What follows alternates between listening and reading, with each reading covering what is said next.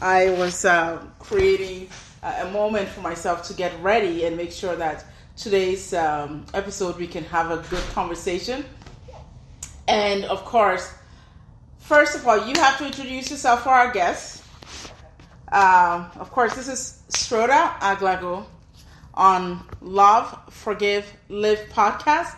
Today we have a guest, and Miss Marnye Moore is amazing because of what she does. And I believe in helping women feel unstuck. And she's the go-to lady. So she's going to share a bit of what she does and how we can all get in contact with her. And she'll give me that information. You can get in contact with me and then we can link you guys together. Anyways, please take it away. Tell us what you do and tell us about yourself. Wonderful. Thank you, Soda. I so appreciate you taking time out of your day to have me with you. No, it's okay. I love this. My name is Marnye Moore, and I go under the name Envision Results. And I try to keep everything very, very simple. But what I really do believe is that women in particular need to go from stuck to started. That we all have this power within us. We all have abilities. We're all living our lives. We're all moving forward day to day. Yes. But perhaps there's something more within you. If you have any kind of a hope, a dream, a vision. Once upon a time, I wanted to be somebody different. That I believe that you have it within you to go from stuck to started. And I believe that too. Somewhere in me, there's a book bubbling, and it's going to be called just exactly that, going from stuck to started. Because once you get going, you can decide how you're going to move, right? Yes, I agree. Do that. So a few years back, I was sitting in a very good job, very acceptable, well-paid, nice place. Options, no opportunities, but that was because of the location. That's okay. But I was sitting at my desk sobbing because I was bored to tears. Oh my goodness! And I didn't know how to move forward. I didn't know what to do, and I had this really good job. Why would I change that? Yes. I mean, come on. So. One day I was cruising Facebook, and this woman kept popping up on my Facebook feed as a personal coach. And so I just said, what the heck? I called her. Yes. And it was great. She was really a lovely woman, and she gave me the framework to move forward and to be more, to take control. Yes. And it all started with understanding that I am responsible for me. Yes. Please say that again. I am responsible for me. Please say that again. Yeah. I am responsible for me. Yes. I am not a child. I cannot blame my mother. I cannot blame my father. If I didn't like what they did, then it's up to me to do something different. Yes. And so once you take responsibility for who you are, what you're doing day to day, then you can go, okay, that was not my best effort. Let's start making better efforts. Yes. You love, forgive, and live. Yes. You know what? It's time to forgive yourself the past. Yes. And move forward. And that is not always an easy thing. It's an ongoing thing. Yes, it never ends. It's that's what I have learned too. People come to me sometimes for sessions. I just want to forgive and move on with my life, and I'm thinking, it's not a stage that you're just done and then you move on to the next. It's an evolving process. As long as you have breath in you, the forgiveness work is always going to be done, because you would always run into something or someone, or there's something back in your past that will remind you in the future or in the present, and you need to do the work it takes to break that down. Something is always going to come up. Yes. Something. Yes. And it's okay. You know what? Everyone has their own journey. Yes. So whatever was important to you then, and it may come up now that you just need to let that go. Yes. It's okay. It doesn't matter that somebody else had a more difficult road. That's not your business.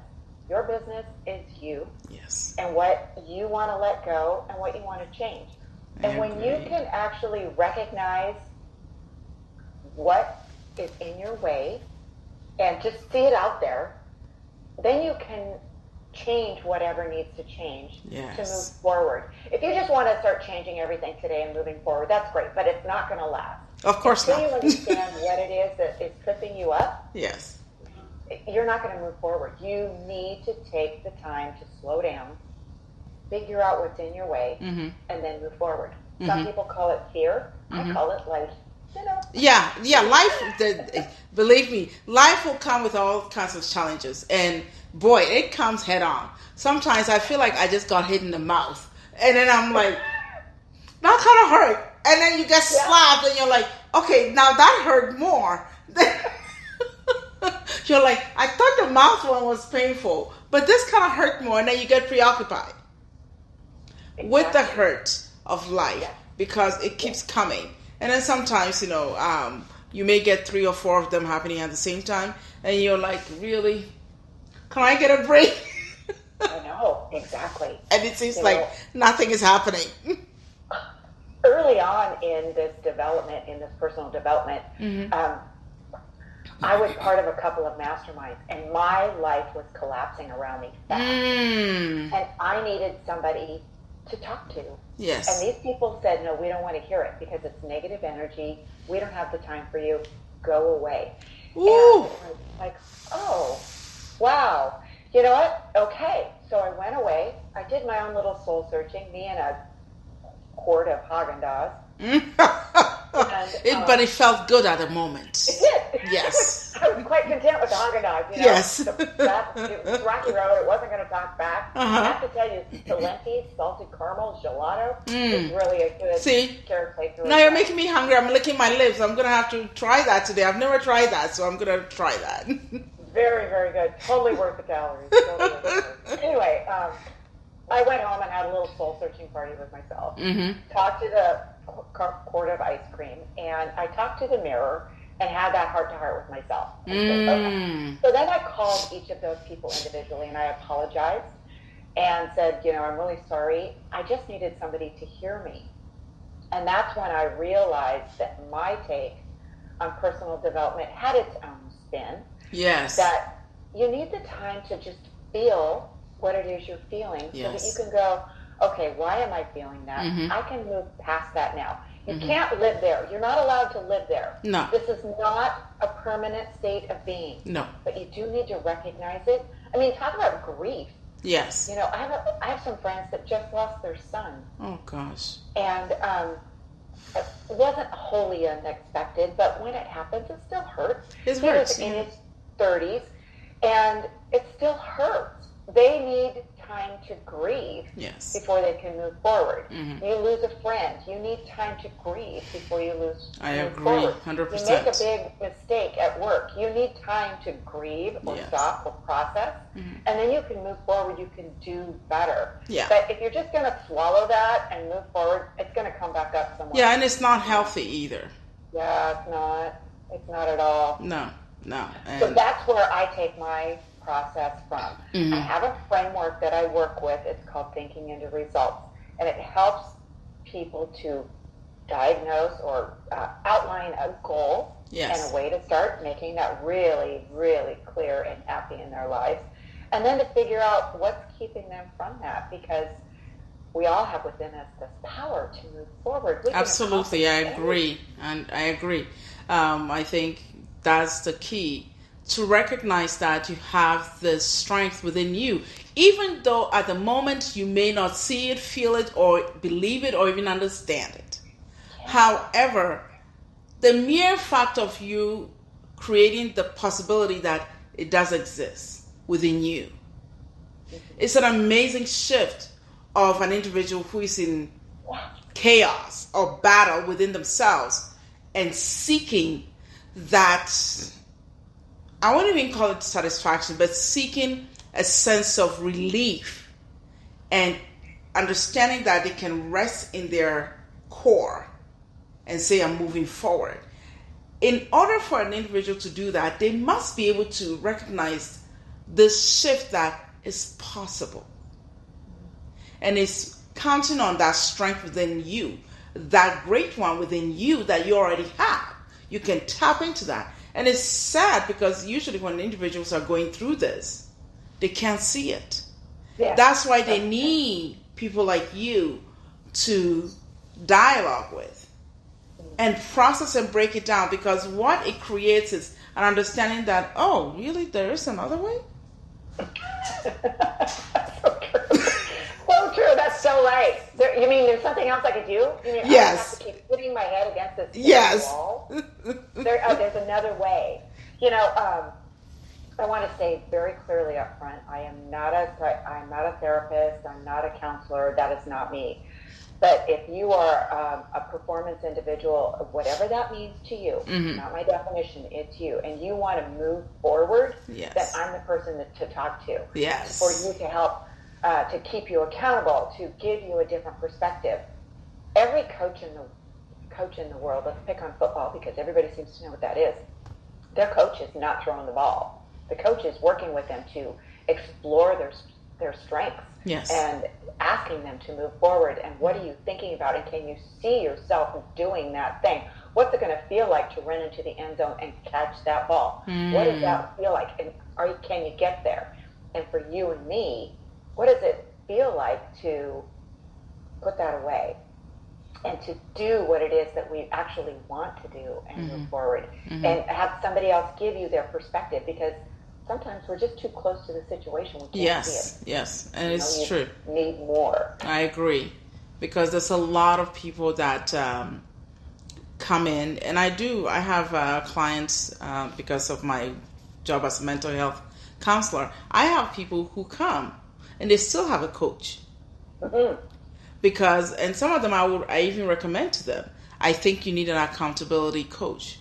My job is to keep you mentally healthy and allow you to process the stuff that are coming to you in a healthy process where you're mentally sound and not getting derailed. Good point. Yeah. However, a coach, it's someone who is going to keep you accountable, go over your goals, and make sure you're actually working towards that and not getting, I said I wanted to make sure that I get up every day and go for my run. But then, all of a sudden, I'm thinking about, I want to do Pilates before I run. But then at the end of the day, I don't end up running. I want to do whatever the other workouts, yoga.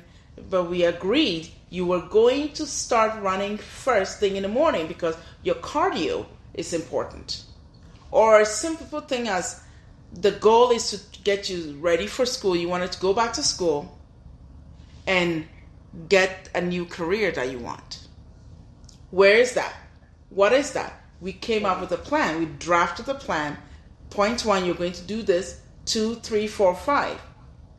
Now you're telling me that you heard about a 6 weeks course and you're going to do that, and then you will be able to start school. But that was not the agreement and what we wrote down. You're getting derailed again by some trinket on the side. Let's bring it back. The goal is you want to be feeling that you're accomplishing something career-wise. It could be personal. It could be something that you're doing, like I have a gift of writing, but I'm not able to focus. They come to you. You create a plan. This is what we're going to do. And I think that's what people forget, that coaches are needed because you keep them on task and they can actually get to their goal. Because mental health goals are completely different from a goal of coming to achieve personal success or career success, financial success. They're all different. So they need a coach. But I hear people go, well, what do I need a coach if I already have a therapist? And I'm like, let me tell you this. The truth, even therapists have coaches and therapy. Absolutely. We do. Absolutely. Most wouldn't tell you, but I will tell you. We do. That's right. That's right. If a coach doesn't have a coach, you need to move on. Because a coach should be willing to walk the walk, walk the talk. And, yes. have somebody else look at what it is that's holding them back from their greatest endeavor, and whatever that might look like. And every program, no matter who you're working with, might have a framework, like I do. I have a framework that we start from, and then we start customizing it to you.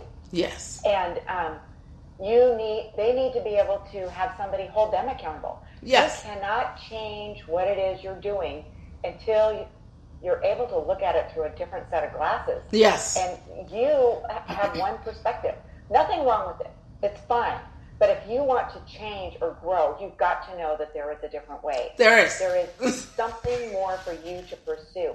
Yes. Years ago, I did a lot of network marketing, skincare, jewelry, lingerie, and I had a great time. But at the time, the goal was that I wanted to become just like the person who recruited me. Oh, my. It wasn't my goal. Yes. And I was trying to do what she said that she did, and it didn't work for me.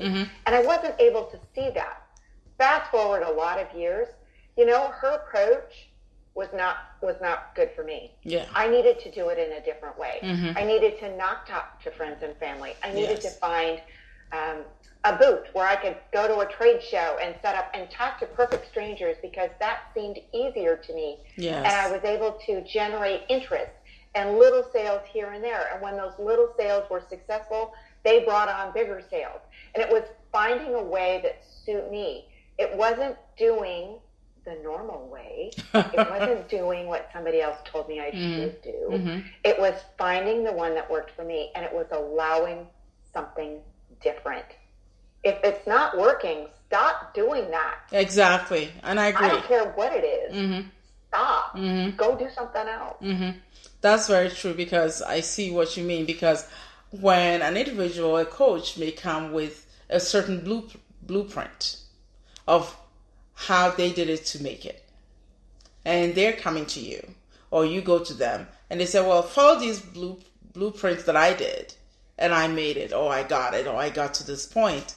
You can follow the same thing. The fact of the matter is this: every individual has a style, has a personality. So the way they do things must fit their personality. Otherwise, it feels like you're wearing shoes that don't fit. Yes. Oh, good analogy. Perfect. I've worn so many too tight shoes. It's silly. And then you try to wiggle out of it, and you're like, oh, I don't know. Well, I tried to wiggle and it ripped. Okay, I guess I need a new one. That's exactly right. I mean, we're women here, primarily we're women here. We've all put on high heels that are too small, too tight. Oh, Lord. Don't remind me. I know. You get home at the end of the night and you think, why did I even do that? I should have just worn tennis shoes and done what I knew to do. Yes. Yeah, I so understand that. It's a great analogy. I agree, because I think once you do that, I hope my listeners or my viewers would understand this. We are not saying that you just go willy-nilly and just get a coach. You must evaluate where you are. And then approach your coach. Because I promise you, your coach will take what you give them. So you have to be very honest with yourself. Be vulnerable. Oh, yes. Thank you. Yes. Transparent. It's one of the words I keep off to the side here. Yes. And it must be interesting to get individuals who come to you, and then they believe one thing, that's where they want to be. But when you're working with them, something else keeps popping at you. How do you manage something you're seeing in them and recognizing where they need to go, but they keep telling you verbally it's something else? How do you recognize that? How do you manage that? So, I'm not your friend. I know that straight up. I'm not your friend. And so you can tell yourself whatever it is that you want to. Yes. That you have just paid a lot of money that is non-refundable. Yes. Every coach will say the same thing. Yes. That is not non-refundable, because we need your attention. And free items, anyway, we need your attention. Yes. That's what we want. And so when we start listening to you, we ask for a time commitment. and we ask you to be transparent and Yes. to recognize that what we're talking about is just between us. Yes. And my job is to continually push on you and probe until you start giving yourself Yes. the answers you need to hear. I am not your friend. I'm not going to be nice. I won't be rude.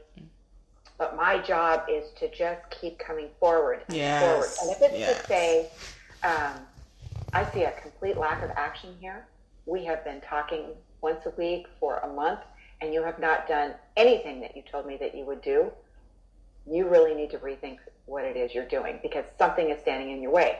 So why are you afraid to move forward? Let's make a plan. You want to become CEO. Great. Let's talk about the fears that you have going into this new role, as if you have become the CEO. Let's do that. Let's talk about opportunities that you want to create to generate a strong team. Yes. What do you want these people to see in you? Are you actually acting that way? Are your words that way? Do you even know what that looks like, or is that just a fancy word that you heard? Clarity.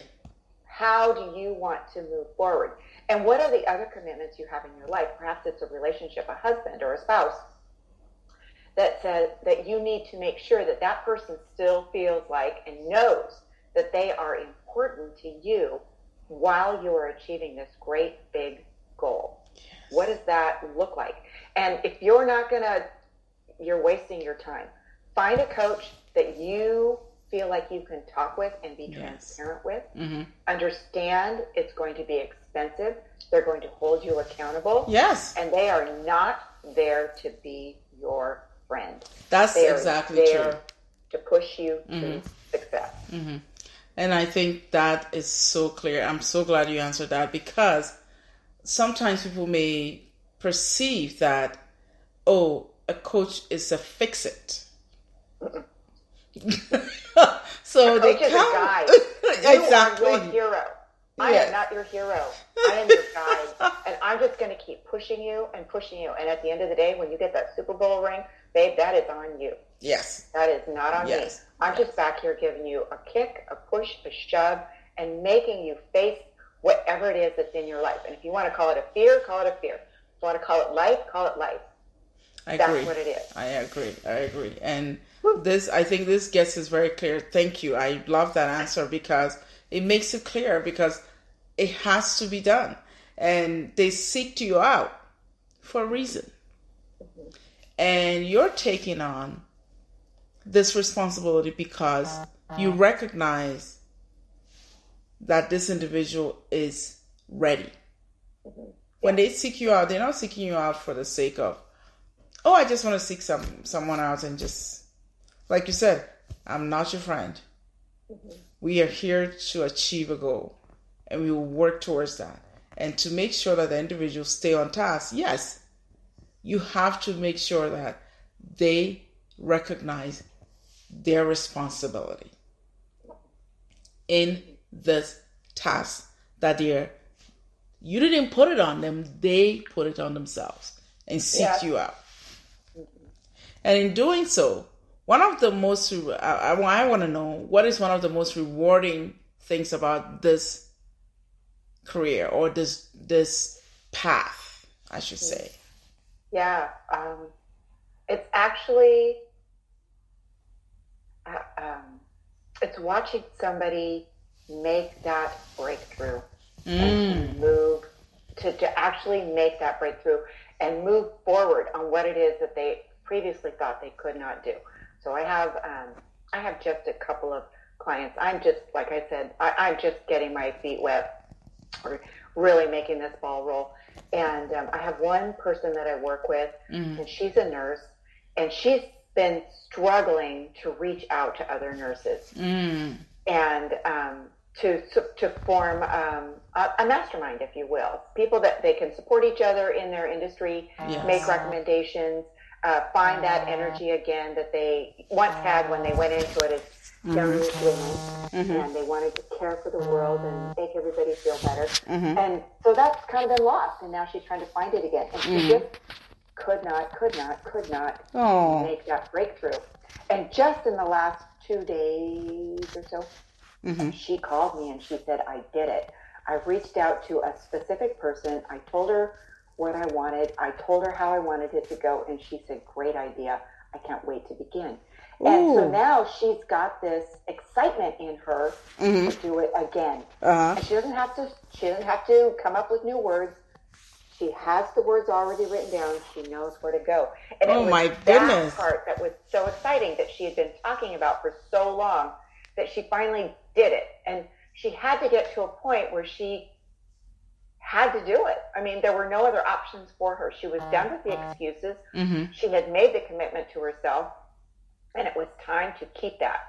The most important commitments in the world that we keep are the ones that we keep to ourselves. Yes. That we make to ourselves, and we do. Yes, because I agree. If you're not going to keep a commitment to yourself, why would you keep it to somebody else? Yeah. Your job is to take care of you and make you the best. And so now she's moving forward. She's so much happier. Oh, I love that. Because that's a good thing. That's what you look for. Yes, that's, it is amazing that you're recognizing that in the individual. I know for me, when I'm working with clients and they're having a difficult time accepting the situation as it is. And for lack of a better word, when I have individuals who are couples and one wants out and one wants in their relationship, and then after they sit down and describe the dynamic of what is really happening, even though it becomes clear that they need to be apart from each other, but somehow one individual insists on staying in it. And then when this is happening, I usually look at the couple and their situation, and I sit back and just let them dialogue with each other for a while anyways. And then that's when I chime in and I'm like, okay. And what I normally do is I reiterate what they're saying to each other so they can hear it again from a third person. And usually by the time they finish hearing, they're like, I said that. And then sometimes some of them go, if you put it that way, it doesn't sound. I was like, okay. Now are you ready to receive this as it is? And it takes a while, and then when they finally get it, or both of them finally agree and get on the same page, I love the look on their face. Like, I call it... Is that great? The light bulb moment. This beautiful light bulb moment. Exactly. It ends up creating a new level of understanding. And a recognition that, okay, it's time to create a new normal. It's time to create a new way of existing as individuals and not as a couple. And of course, sometimes when that happens, one may be disappointed, but still accepting. My brother normally talks about it, and he calls it radical acceptance. And there's a book he's reading. And I was like, yeah, until that happened, that light bulb moment will not come on. Yeah. And I love when they get it and they're like, oh, thank you. And I said, I had nothing to do with this. It's all in you. It was there all along. We just needed to dig around a little bit for you to find that door and come here and then see the light was on all along. And then they look at me and they're like, well, what took me so long? And I said, it doesn't matter. We're here. Exactly. So it's very rewarding to see individuals come to a place where they can see where they're disconnected from themselves and from their goals and where they need to go. So I'm stoked that you're doing this, because I was one of those mothers that was lost. When you're in a relationship, you get lost sometimes. Yes, totally. Yes. Totally. It's really easy to put everybody else's needs ahead of you. Oh my gosh. It's amazing. I'll just go hide in the closet for a while. Let me know if you need anything. I'll be over there. Mine was in the bathroom. I would go in there and lock myself in there. and then light a candle and try to run the bath, and then I'm still getting knocks on the door, and I'm like, I just need 15 to 20 minutes, just 15 to 20 minutes. And I spend that time crying instead. Yeah. Just that's not going to help it doesn't help you. And I remember being stuck, and I recall feeling depressed and asking myself, is this what I really asked for? And then you go in your mind, sometimes you're like, you start counting on the things that you have that are working. And then I start going, yeah, but I have a child, I have a spouse, I have this, I have that, I have that. So glad you said that. Yeah. So then I go through all that, and I'm like, I shouldn't complain, I'm good. And I shove myself down a little further down and forget that I am drowning. And just when I could try and create a resemblance of something that I could go forward to, I just shoved it down. Yeah. And it just made me sicker, sad. I would get up, get my child ready for school, go to the boot camp, work out, come back, take a shower, and crawl into bed. No, that's heartbreaking. Yeah. Cry myself to sleep, and then miraculously I would wake up and I'm like, oh my goodness, it's 2:55. I better get ready, put some makeup on, look happy, go pick up my child from the bus stop, and coming in, let's do a good job. Right. Pretend it never happened. Yes. Pretend it never happened. You know, I have to say, I was talking to somebody about going from average to awesome. Yes. One of the things that I realized in my life, I had a really nice, comfortable little life, right? I had a really good job. I was in a nice place. And I shouldn't want more. That's what we're always told, is that you shouldn't want more. Yes. You know what? There are children starting all over the world. Why are you complaining? You have a roof over your head. You have a very good job. What is your problem? You shouldn't want more. But you know what? The truth of it is, if there's any kind of an inkling in you, you do want more. You should get more. Yes. And your starting point might be right here, or it might be right here, or it might be way down on the ground. And it doesn't matter. The deal of it is that you just need to begin where you are. Yes. These stories of people who go from rags to riches, show up on a boat, they're an immigrant, they've got $5 in their pocket, and they just knock it out of the park. Those stories are really compelling because it's not something we can even relate to. It's just a fascination. Yes. So what if you came from a perfectly average family? It wasn't terrible. It wasn't fabulous, but it was fine. You went to school. You had opportunities, and you didn't do anything with them because you just didn't know. That was just that's just what you had. Yes. So wanting more, I don't know, what does more look like? I've pretty much got everything I want, whatever. Or the kids that come from very privileged families, and they've got every opportunity and every networking option. It's who you know, not what you know, and they don't do anything with it. Well, that's okay. That's where they are. But until they start responding to that desire within them, and they actually acknowledge that there is something more that they can be doing or should be doing, then they start there. Don't worry about anyone else. And it's like you said, to be drowning. Yeah. But you should be happy because, well, gee, everything's fine. Everything is fine. Not.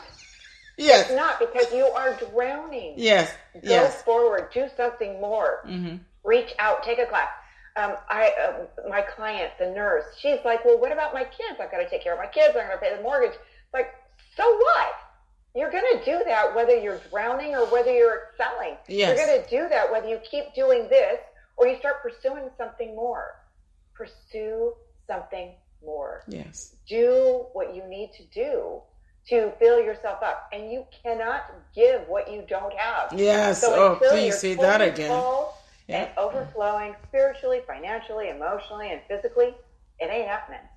You've got to get those things on track. Yes. So you can give back. Don't worry about the kids. They're going to be fine. They're going to be fine. That's the beautiful thing about this, because they will be fine. And the mere fact that you've had the thoughts and the inkling to want more and then gravitate towards that, the beautiful thing is the opportunity and the situations to make that possible and the space for you to be able to do that and still have the family taken care of. The most fascinating thing happens. It does get taken care of and you still get what you need. Mm-hmm. And you know, so when I see people thriving that way, I'm like, oh, I think they figured something out. Yeah. They've figured something out. They've come to a place where they're recognizing that there's more to this life than what they've got and what they're thinking and believing. Mm-hmm. And it's sad to me that individuals will create these dialogues within themselves and it keeps them trapped. Mm-hmm. And stay in this, it's almost like a mental prison we create to keep us hostage. Mm-hmm. But the strangest thing is, the key is in you. Mm-hmm. You have the key. True. You're very true. It's what not was out your there. Turning points, Rhoda? What was your turning point? I think my turning point was, let me just do this light, the sunlight is just messing with me, so let me just fix it. I'm okay. We're here. We can do it. Okay, I think this is good. Is that going to work for you? Yes, much better. It's just the glare was just getting in the way. Yeah, I get it. I believe my turning point was recognizing, because I'm the type of person, sometimes I read things and it gets stuck in my head. Mm-hmm. Or I may watch something that gets stuck in my head, and then years down the line, I recall them. So I recall watching something, and they were saying omega-3 helps women balance their women's hormones. Yeah. And I was like, really? So I didn't pay attention, but I remembered one day coming back from the gym and taking the shower, and then I reminded myself I needed to eat. Then I was like, oh yeah. So I went downstairs, made something to eat, but I couldn't finish the food because the appetite wasn't there. And then I just laid on a couch. The TV's not on, just laid there. Then I remembered, I think there's something wrong with me. I don't know what it is, but I think there's something wrong. And I think that was 2008. And then I went and I just laid there. And then I remembered in my head, maybe your hormones are a little weird. You need to start taking your vitamins. Because I wasn't taking any at all. So I took, the next day, I went to the store and I got omega-3, a multivitamin. And then I picked up this stuff and I went to the clerk to pay for it. And then he said, oh, you're buying your multivitamins. Did you know that you need vitamin D too? And I was like, vitamin D? Never thought about it. He said, how much time do you spend outside in the sun? And I was like, maybe 10 minutes waiting on the bus stop and then drop and pick up. And he's like, no, I think you need more than that. And I was like, okay, so I have to take this? He said, vitamin D, you probably need that. And I said, just because of the sun, then what would it do for me? And he said, it does affect your mood, and your mind end up creating negative thoughts for if you don't have vitamin D. And I was like, what? And he's like, yeah, you've never heard of that? And I'm like, no. So then I was like, what else? Then he said, try, work with those first, and then go to a doctor and get your levels checked and find out you probably need vitamin C too. And I was like, okay. So I bought that stuff and went home. Mm-hmm. And then I took it believing, I'm sure it probably did a placebo effect on me. but I was believing it was going to fix me. So I took it, and it must have created the endorphin in my head that, yes, this is going to work. And the belief system was already there. So when I took it, I started believing that I'm actually doing better. Then I started thinking, you know what? I've always wanted to do my master's. I think I'm going to try and figure something out. Then I applied for school. And they told me to happen in the fall, and I was like, okay. But in the meantime, I still needed something to do. I started journaling, but the journals were only about what I'm eating and how it's affecting me. My mind wasn't quite where it needed to be. So when I kept doing that, and then one day I remember getting on my knees in the bathroom floor and just bawling. And bawling and bawling. And then when I got tired of my knees being on the bathroom floor, I just curled up in a fetal position and I just cried more. And then I said, this is not my life. This is not what I want. And this is not where I want to be. I need to save me. Then it reminded me back when I was 13 years old, 12, 13 years old, and I was in a really bad place where the family members I was staying with at the time were not treating me right, and I was being physically, beaten and abused, and it wasn't safe for me. So at that time, I recall making a decision. I will advocate for myself, and I choose not to become like these adults around me, and I would teach every child around me that I'll be better. So what I wanted and I couldn't have, I'll give that out. So I quickly remember that moment, me advocating for myself and telling myself, I gotta save me. So it reminded me now, well, just like that time, you gotta save you. Then I was asking questions of myself. Well, what am I gonna do? I don't know. Then I started looking for places to go to try and talk to someone. Then I remember a friend of mine invited me to a church a long time ago, and I went there. I didn't even know where the place was. I just remembered it was near opposite the movie theater. So I just drove and I saw the place, and I was like, oh, I think that's it. I walked in, and after church, she saw me and said, oh, you didn't tell me you were coming. And I was like, I was just deciding to come and see what I would do. And then it was different from what I already was used to. So I was like, okay, this is like a club and a fun club. Okay, I think I'll be okay. I'll be nice. And then I took my daughter next week. Then I felt like I had something to do. Yeah. At least something to do weekly. And whatever they talked about, I'll go home and read. And it gave me something to start focusing on. Yeah. And then slowly I started recognizing that I needed more. So then I asked them, I think the next year I asked them, do they do counseling here? And then they were like, yeah, they have pastoral counselors.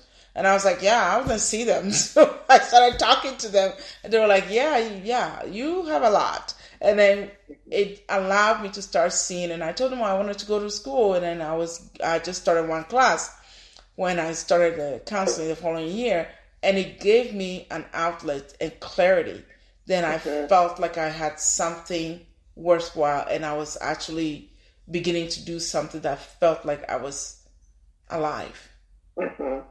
Then I was able to appreciate our child. And then when I would make dinner for the family, and my spouse would come, and whatever my spouse was, bringing home, whether it was friendly or not, I just told myself, I will not allow that to affect me.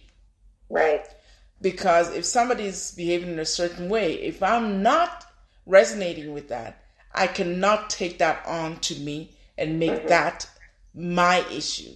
So I started recognizing that I needed to just focus on what I needed to do.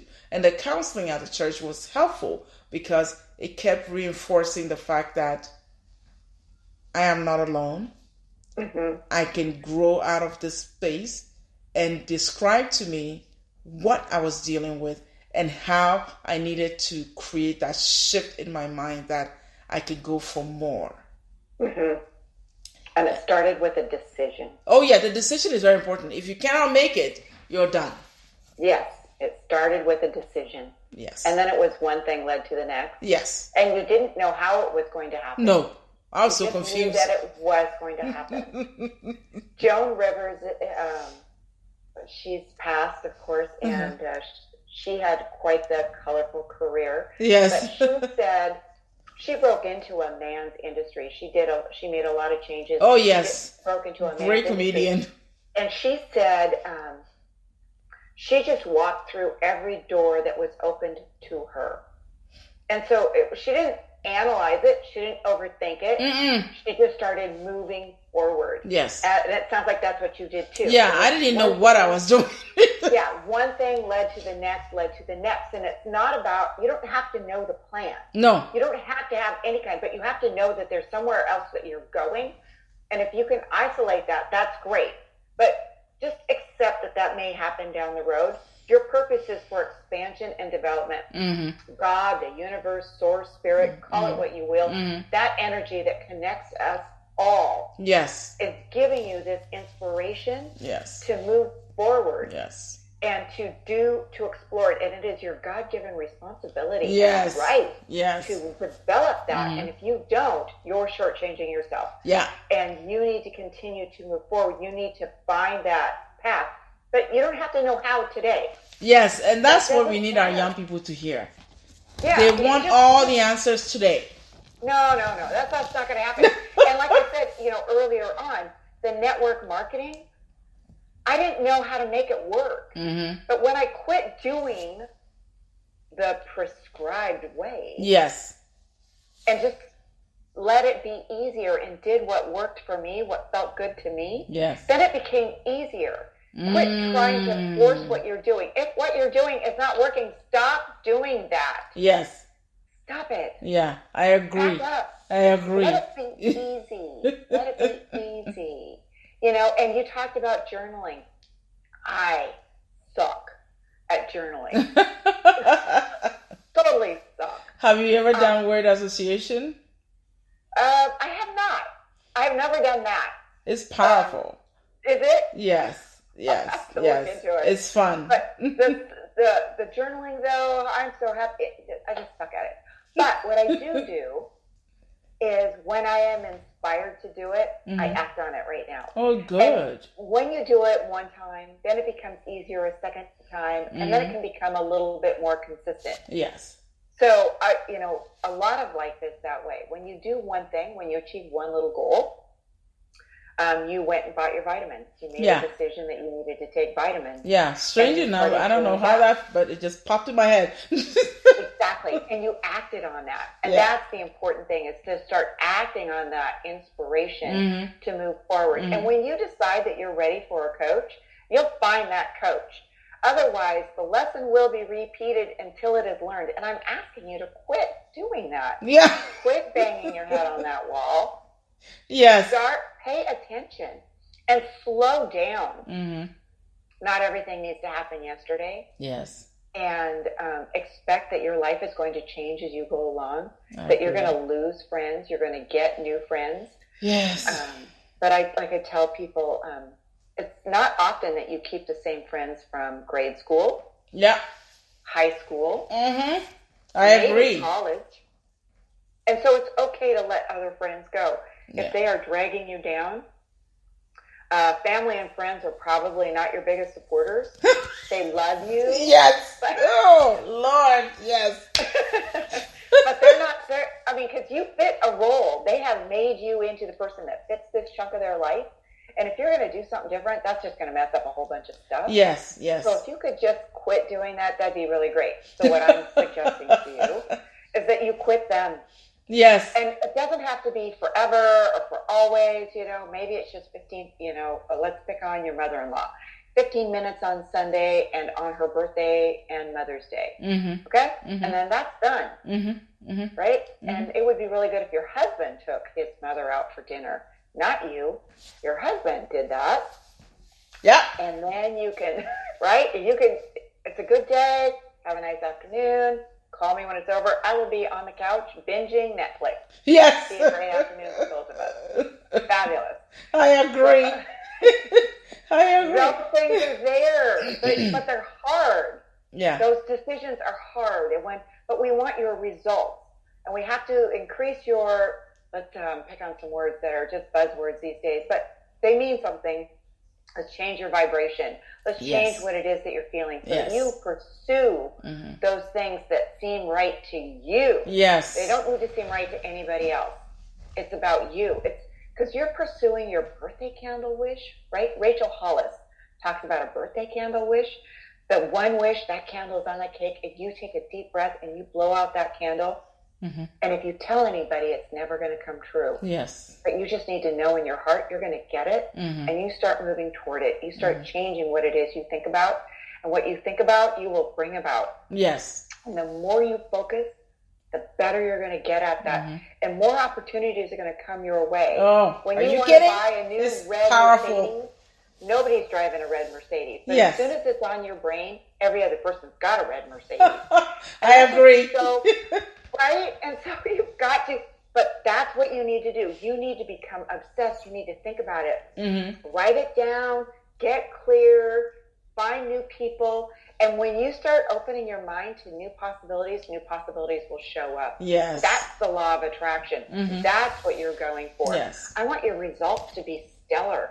Yes. And they become stellar when you believe that you are meant for it. You become focused on it, and you start doing something about it. Yeah, I agree. And it's very important that people recognize that we don't have to have all the steps figured out. No. The answers don't have to be right where we want it to be, because the powerful thing is this. Once you make the decision, take the first step.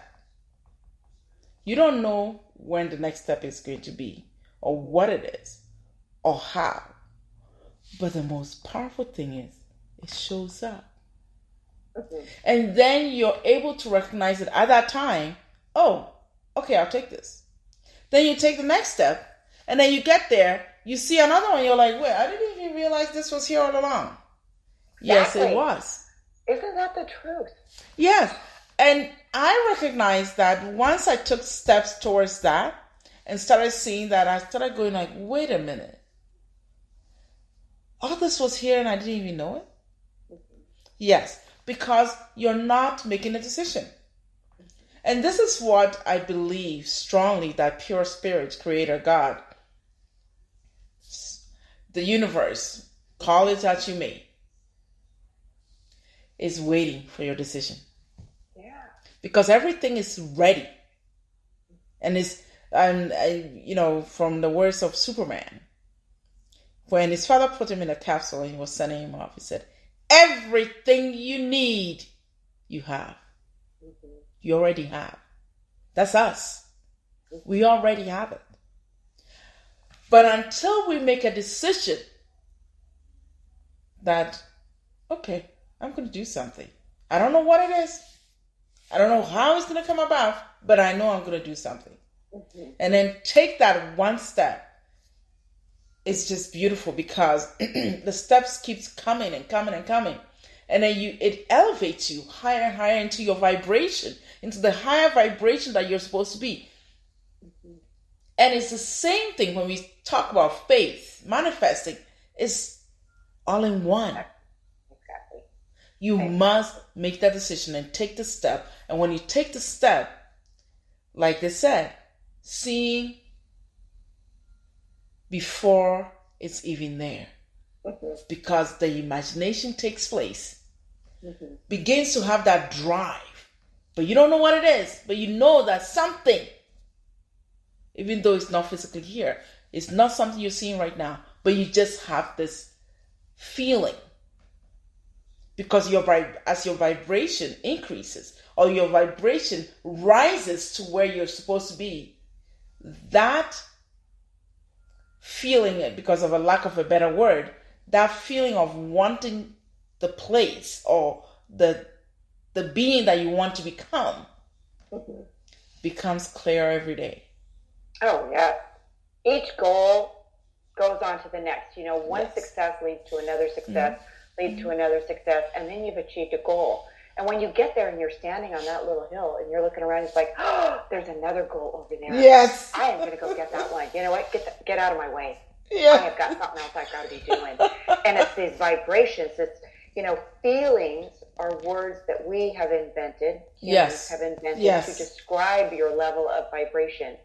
And when you get that vibration moving and changing, results happen. Yes. And when your vibration is on the same vibration as that goal, then you'll start bringing it together. The universe will start to spin in a way that brings those two things together. Yes. Now, I want to tell you that there are going to be problems and there are going to be obstacles. Absolutely. We call those learning opportunities as you go along. Do not get stuck doing the same thing over and over and over again. Yes, I so agree. Goal. You've got to do something new and different and change it up, or you're never going to get there. Never, ever. You've got to allow yourself to do what you do not expect. Yes. And trust yourself that you will come through it just fine. Yeah. That you are going to be amazing. And you start where you start. You do not need to be an immigrant with $5 in your pocket. You do not need to be ultra wealthy. You start here. You start where you are. And that was a big learning curve just to realize, you know what? I am comfortable. My life is happy and blah, blah, blah. Yeah. But there's so much more. I shouldn't be content with good enough. Yes. I want more. My family, they didn't raise me to just be who they were. They raised me to be more than who they were. Yes, that's what my dad always says to me. He said, I want you to be more. I want you to be more. He said, there's so much more. Don't just settle. And sometimes I'll call him and I'm whining and he's like, I know you've been working hard on this and I know you're getting a lot done, but you know what? I don't think you've exhausted everything yet. Yeah.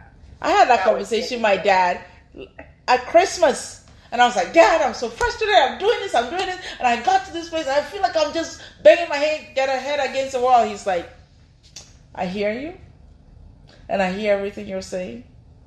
But it doesn't sound like you've exhausted anything yet. And I was like, what? He's like, no, there's still more. Oh, that's just heartbreaking. And I thought, the truth and you just have to hang your head. Exactly. Yes, I understand. You're right. Okay. And then things that are unfolding. And I called him, he said, what did I tell you? And I was like, yeah, Dad. Then he said, it's nice to know at your age, you still need me to advise you.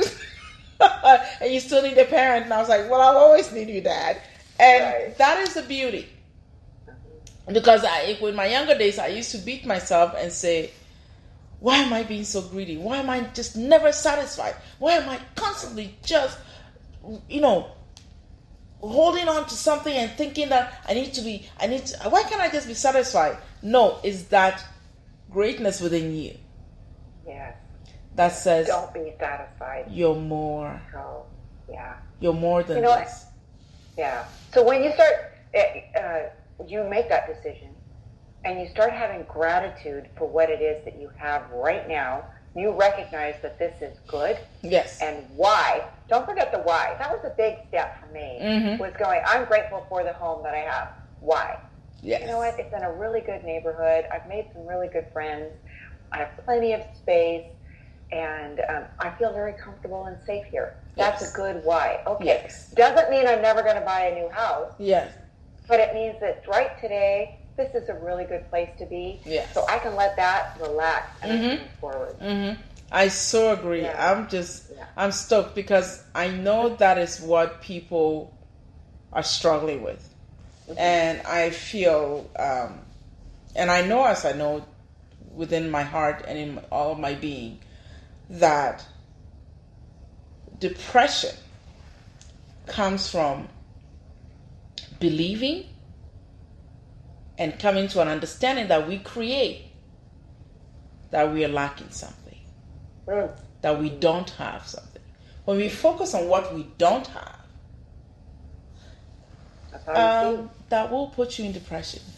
Absolutely. Really badly. And it's anytime you ask individuals who are severely depressed, they will start, I said, what got you here? I don't know. I'm just feeling this way. Like what? Tell me what's going on. Well, I don't have this. I wanted to be here. I wanted to do this. I wanted to have this. And I couldn't have it. And I lost this. And I did this. And I'm like, oh, okay, tell me the things that you're grateful for. Well, there's nothing. Or and I'm like, oh, you're here. What do you mean? So now I'm taking up space. And I'm like, that's not it. And then I recognize it. And every single time I deal with a client, and I'm like, just do me a favor. Just 3 to 5 things that you're grateful for. They're like, I can't think of anything. Your home, your car, your family, your friends, dinner, a hot date, exactly. A vacation planned for next month. Yes. And then sometimes I go as little as, are those things? Are you breathing? Exactly. And they're like, well, of course I'm right. breathing. And I was like, you actually woke up this morning. They're like, that's where you need to begin. What is that supposed to mean? I was like, that's a big deal. Yeah. And that's what we're stuck in. People are stuck in a situation and say, I don't have. Yes, sometimes depression may come out of a loss, grief, and that has its own place too. And it needs to be recognized that what is happening, and not saying I don't have, because believe me, nobody in this world has everything they ever wanted. Super rich can have anything they could ever buy, but why are they not rich? Because what they want, or what they feel the desire in their heart, hasn't been fulfilled in their heart yet. So they will seek. They'll keep seeking. But the fear of not understanding that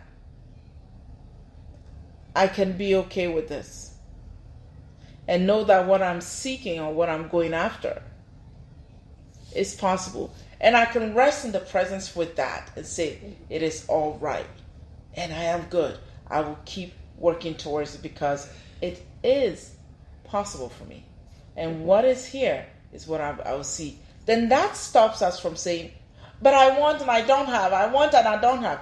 Oh, it'll just worsen the depression. Yeah. And that pit.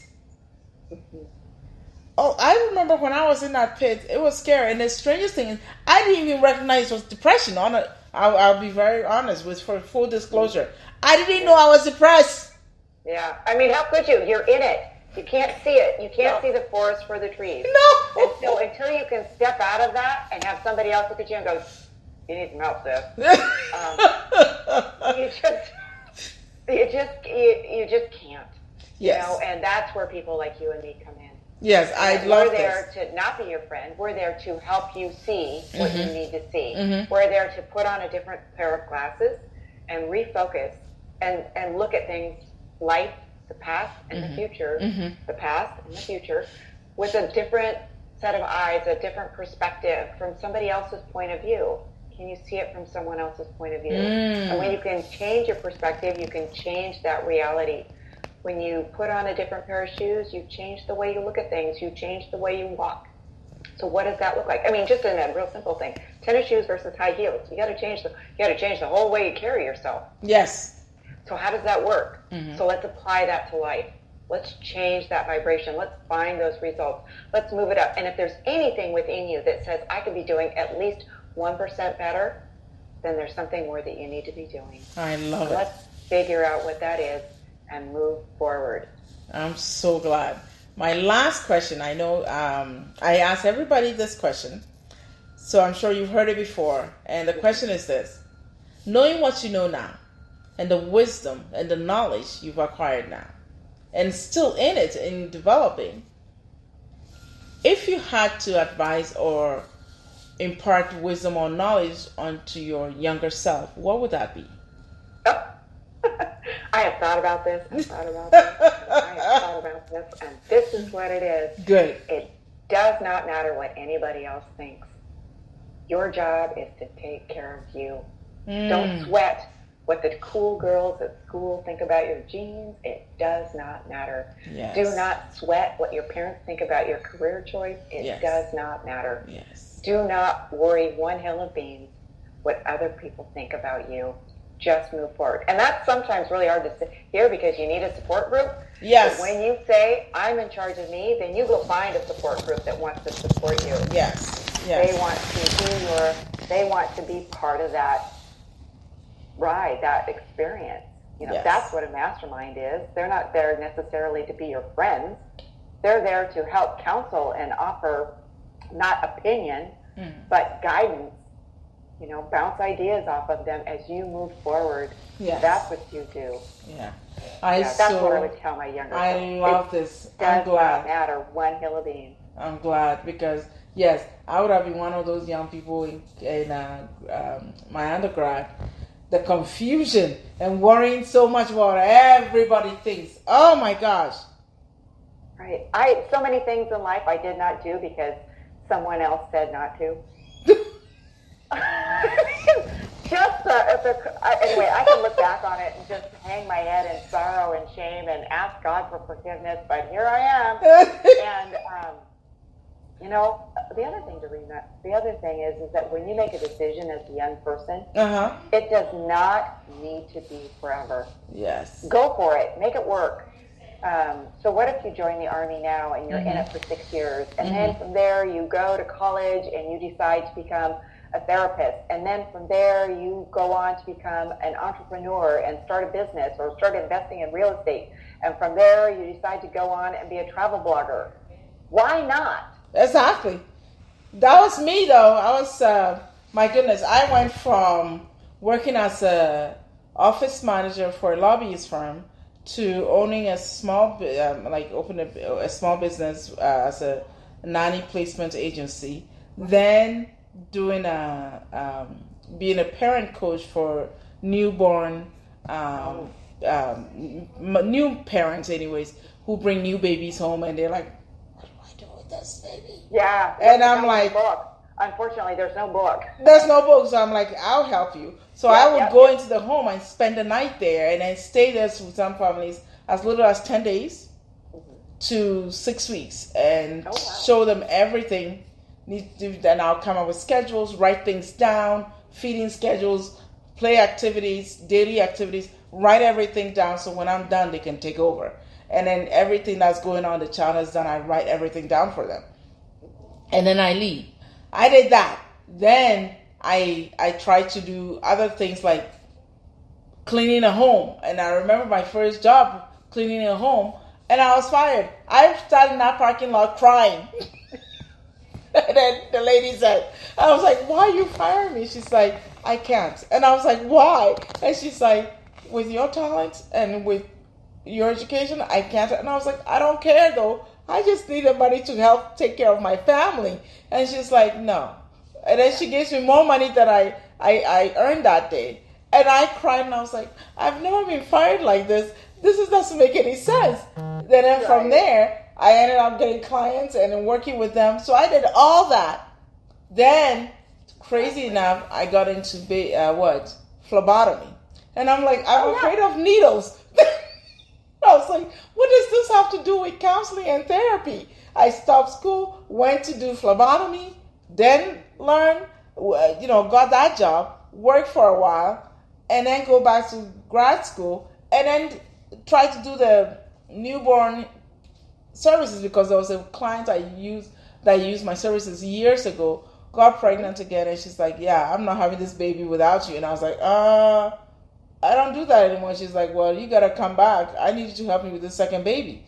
Then by the time I know, her two best friends were all having a baby. So then for almost a year, I was back in the business and going to grad school. I was like, "Oh!"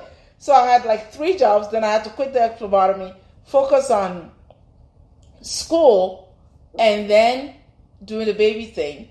Then I became a nanny, and then still going to school. Then when I stopped, I was like, okay, doing my practicum. It was just like a whole mess. And I remember people used to call me, "Stroda, why can't you just focus on one thing?"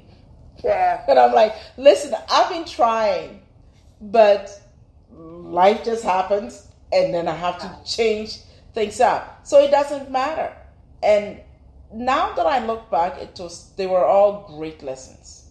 Exactly. Because if I hadn't that's the important thing. If you're looking back, You're looking back for the lesson, not to change it, because it is done. That book is closed. Sorry. Yes. You know what? If it didn't go your way, I am really sorry. That is okay. Yes. And I promise that somewhere in the world, the universe will give you an opportunity to do it better. Don't worry about that. It'll happen. Yes. But the past is past. It is gone. And I'm glad I went through that, because now I look back and I was like, oh my goodness, how was I going to do therapy or counseling when I had no experience in social work or in any of the community? Oh, you do those babies and those moms. Yeah, I was doing that. Housekeeping. Yeah. Going to, please. Everything. Experience everywhere in there. And never mind raising your own family. Exactly. Figure out what to do with a teenager. Oh, yes. So that taught me, and I realized the hospital, I would go into patients' rooms and I'm going to draw their blood, and some of them, I'm praying with them, I'm hugging with them, and I'm crying with them, and then some of them, I had one time a client, a patient I was going to draw from, and every time he wakes up, he gets a panic attack. And he's having a hard time breathing. And the 5 a.m. draw was my shift, because I wanted to be home in time to receive my child from school so I can take her to activities and be there and be involved. So I would have to start my shift at 5 a.m. And I'm the one there to draw him. And he's having a panic attack. And the nurses will always be like, oh, just go and do your thing and then go. And I'm like, he's having a panic attack though. I'm not going to try and stick him to draw blood while he's going like this and having a hard time breathing. I was like, that's nuts. I can't do that. Yeah, she's like, it's not right. It needs to be done. And then I didn't even know what I was doing, but I just took him to a less than 5 minutes guided meditation. Mm-hmm. And then he relaxed and he's like, well, I'll be darned. And I was like, what's the problem? And he's like, what's your name? I told him, he's like, when did you learn to do that? And I was like, I used it on myself, and now I'm going to school and learning to become a therapist. And he said, did they teach you that? And I was like, no, it's just my own thing I do. And I saw you're in distress, so I figured I need to calm you down before I can draw the blood. And I know it's not my scope of profession in relation to what I'm doing, but I felt you needed some help, so I thought I would give you. Then he said, do you know the only person in this world that could ever calm me down like this when I'm this panicky is my wife? And I was like, oh. Then he said, I have never had any other person. He said, no doctors, no nurses, nobody has ever been able to calm me down like this. Mm-hmm. And I thought, oh. So the nurse comes, you're still here? And I was like, yes. Then he goes, she's amazing. And I'm thinking, I didn't really do anything. You just had to listen to the guided meditation and you followed through and you got well. And now I look back and I was like, wow. I needed to see all that to grow, to prepare me to be a therapist. Because if I didn't go through that, and I'm with someone, the person is grumpy, wanting to cuss me or having a panic attack, I'll be like, well, I only use it on myself and my child. I don't know about you. Mm-hmm. But this gave me an opportunity to practice stuff that I didn't even know that I was going to be needing. And it was great. I mean, there were countless patients that I was doing because I would write poems, I would write articles about something I've dreamt about, and then I'll just take it and I'll just give it to them for free. I'll go, here, just read. And they were like, you're just giving this to me for free? And they were like, you don't even want a quarter for it? And I was like, nah, just read it and then keep it. Right. It was something that I just did. And now that I look back, they were training grounds. Yeah. Every opportunity for every difficult thing you get is training ground. So that's why it's important to get with a coach, because when you get with a coach, please be ready for the learning opportunity. Be open to the learning. When you call Marnye, recognize in yourself that you're opening yourself up to a world of growth, a world of learning. Because the moment you shut yourself down and said, I will not learn, there's nothing for me to learn, I'm too old, you have closed the door on your own vibration. Yeah. And choose to be stuck in a space where you're not able to see the beautiful beautiful strength you have within you to go forward. So that's why coaches are important. Yep. Reach out to Marnye, because when you reach out, she gives you tools to work with where you are. And you realize that you can do so much more. Thank you. Please share with us, how can our audience get in touch with you? And you're going to write that book. Yeah, I'm going to write that book. Please. I've got a stack of Post-it notes with little bits of inspiration. I Good. should show somebody what it is, because it's really kind of funny to look at. But anyway, the way people get in touch with me is, I don't have a website. I mean, there is one, but I don't do anything with it. It's Facebook. Okay. Envision Results. Envision Results. On Facebook, because everybody seems to have a Facebook account. It's just very simple. You're there already. Yes. You can find me without making a lot of extra effort. If you're interested. If you just want to talk, that's fine. Let's talk, because coaching is not for everyone, like you said. If you're ready to move forward, then let's talk about that. Yes. If you're not, then not. We may not be a fit.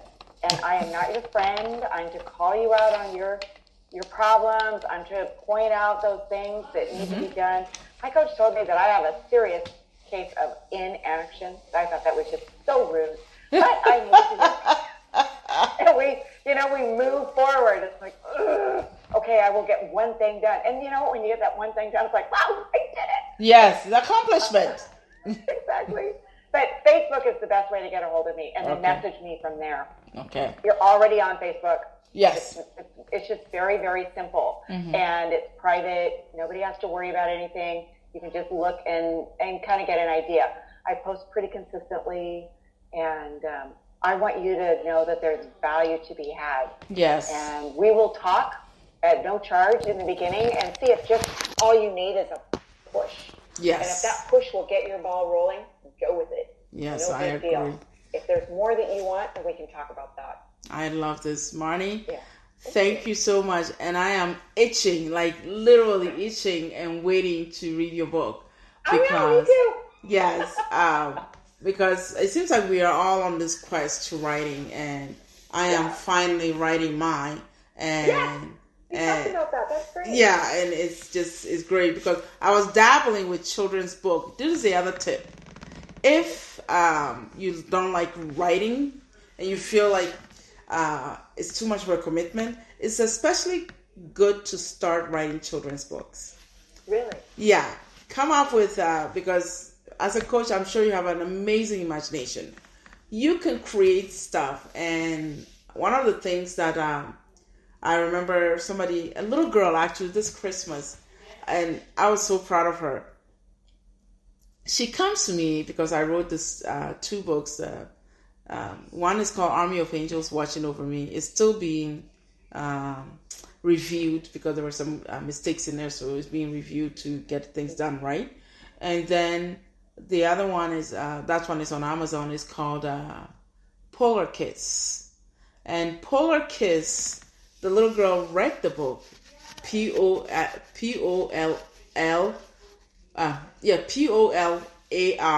Kiss, Kiss. And then she read the book and she's like, I like this. And I said, well, thank you. And she's like, how did you write? And I was like, how did I write? She said, how do you write a children's book? And she took me back by surprise, because nobody has ever asked me that question. And so I told her, well, let's take this morning. You came for this birthday party, right? She's like, yeah. And she said she had a sleepover with the birthday girl. And then when they woke up, the birthday girl was excited around 4 a.m. So she woke up and she said, today's my birthday. Well, the whole house woke up with her. And the excitement was in the air. And I was like, okay, I want you to feel that excitement of that moment. What was happening? What were you doing? What were people doing? What was the birthday girl saying? Write that. And then draw the picture to show what was happening at that time. And I said, just stay in that present moment and that excitement. Imagine somebody's not there. You want the person to feel it, see it, and hear it. how would that look like? Then she said, It took about 10 minutes of talking to this little girl. She's like, well, I think 6 or 7.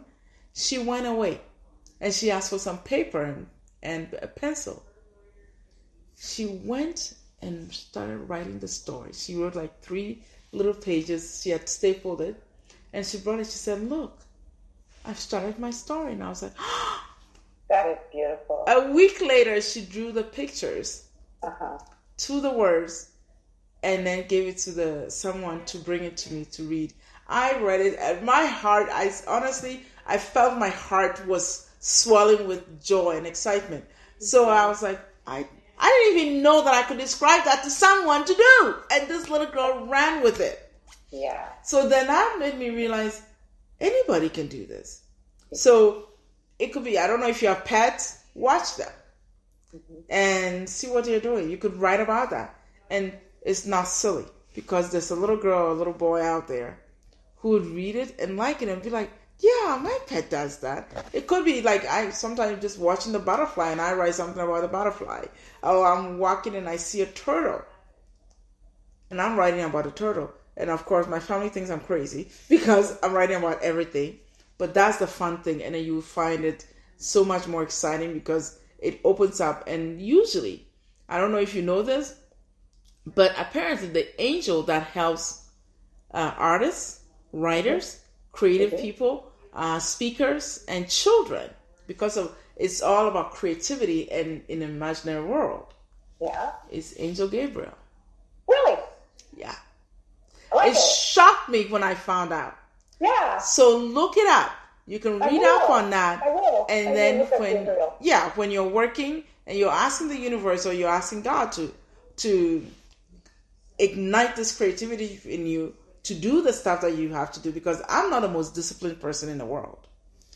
But in order for me to sit down and actually put pen to paper and focus and do things, it shocks me every single time. And I recognize that because I call on help. And they tap into you. And then you write and write. And you'll be shocked how much you grow in the writing. Because everybody has a writer in them. They just need to start, do it. And I gotta give you warning. You will laugh at yourself.